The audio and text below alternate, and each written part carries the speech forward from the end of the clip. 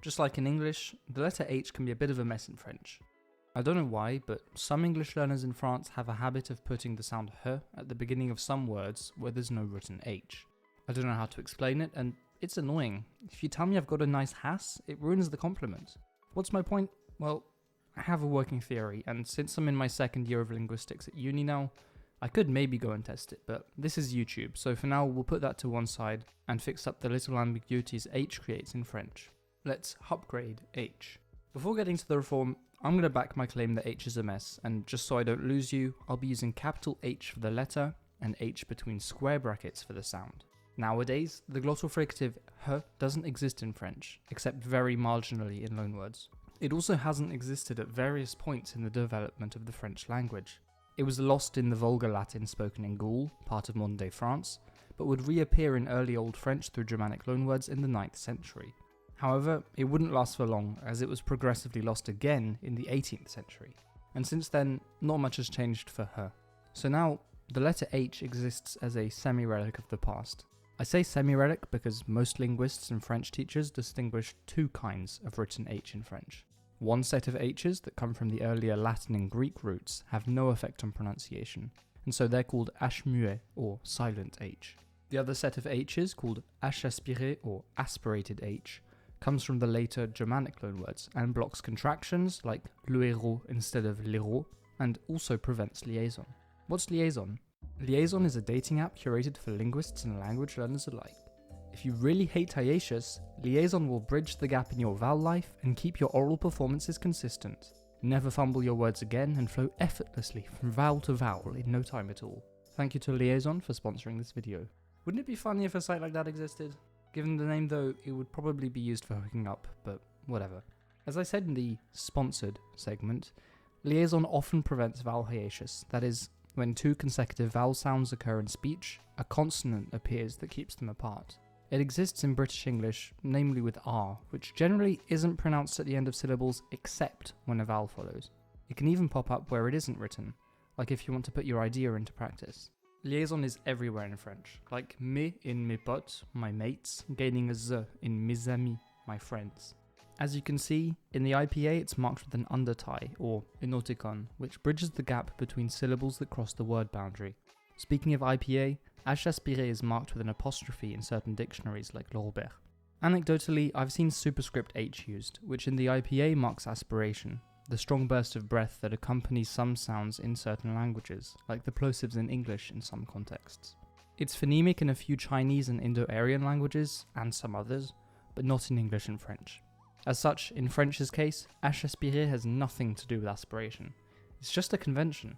In English, the rhotic or R sound along the lines of R for most speakers is often written R in phonemic transcription, even though R, as you can hear, is an alveolar trill, which is very marginal in actual English pronunciation.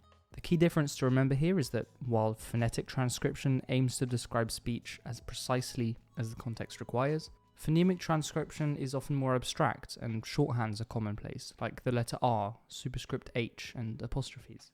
That said, like Le Robert and co., just to avoid any confusion, I'll use an apostrophe for H aspiré. And that's where our liaison comes back in. As I said earlier, aspirated H prevents liaison from triggering, as in les eaux, which contrasts with the other examples in that no z sound appears here. Les eaux would likely be confused with the zoos or the waters. I've left some more technical details in the description if you're interested. So, to sum up so far, because of H aspiré, systematically removing H from the beginning of words definitely isn't an option. Where else can we find H? Well, let's look at these pairs of words. Ai into betray becomes in traitor. Similarly, ai into hate becomes in I hate. For the first pair, H separates the vowels, or prevents them from being pronounced together, but for the second, it's the diaeresis, the two dots called tréma on the I. With these two cases, trying to figure out a word's spelling from pronunciation alone is basically a coin flip. Not only that, we can't delete the H or the tréma because the digraph AI is almost always and spelling would be made less transparent, the opposite of what we're trying to achieve here. Almost done. There are just a few other cases where we find H. In onomatopoeia like oh,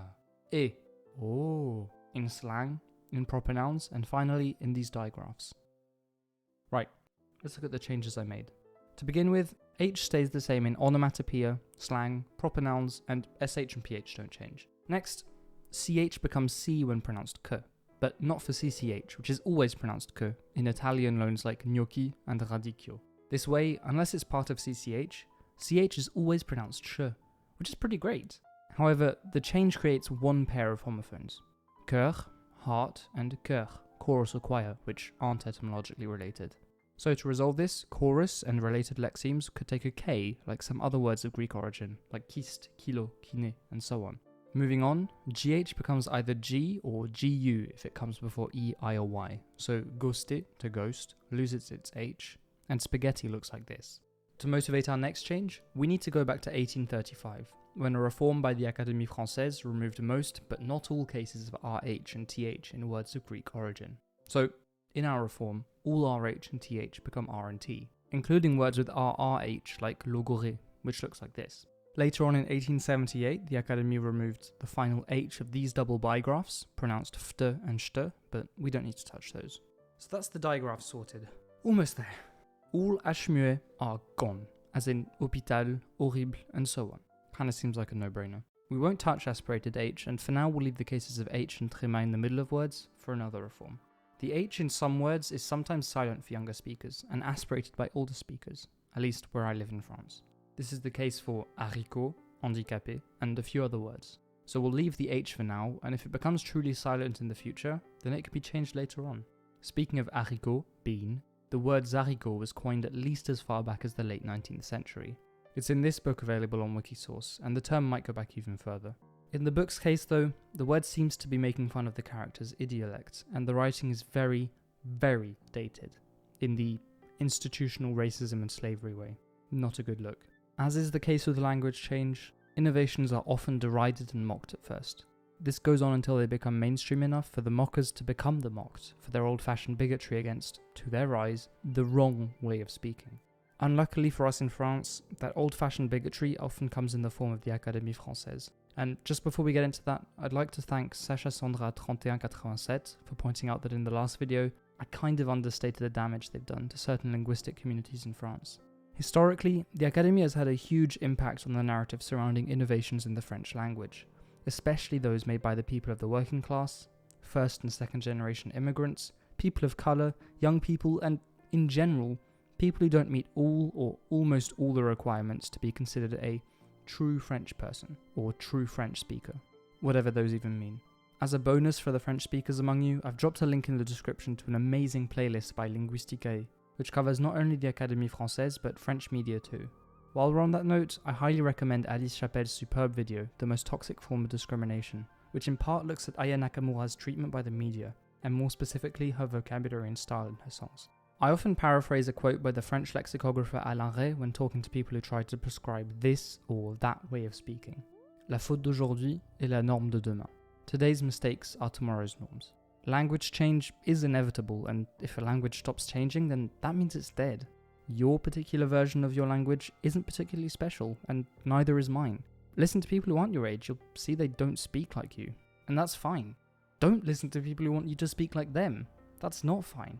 Language is like a river. Sometimes it moves faster, sometimes it moves slower, but at no point does it stop moving, unless you put a dam through it. And that's why I make these videos about spelling reforms, because reform is change, for better or worse. And I think challenging the norms prescribed by the Académie Française and tackling resistance to the 1990 French reform, heck, coming up with your own spelling reform, like I did, is a great exercise in confronting the status quo, however silly the changes may be. Our critical thinking skills need to be pushed, and we need to be able to imagine a world where things could be different. And so, that's my second French spelling reform. I really enjoyed responding to comments on the last video, so tell me what you think of it. Which changes you'd keep, and which need revising. I think once I've made a few more reforms, with a few tweaks along the way, I can pack them all together into one big video. Anyway, that's all from me. See you soon. À bientôt.